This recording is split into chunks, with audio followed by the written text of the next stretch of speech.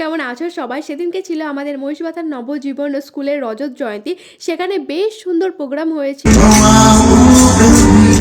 সকলের প্রিয় অভিনেতা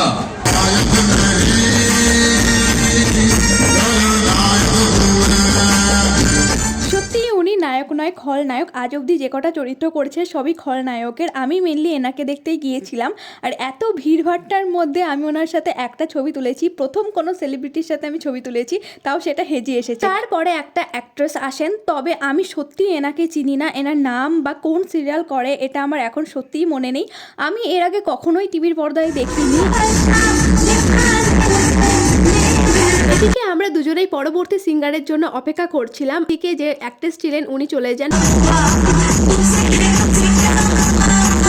তবে ইনি খুবই ভালো গাইছিলেন, মানে যে বাড়ি যেতে ইচ্ছা করছিল না। তবে এখন অনেকটা রাত হয়ে গেছে, 11টার মতো বাজে, এখন বাড়ি যায়। দেখা হচ্ছে পরের ভিডিওতে।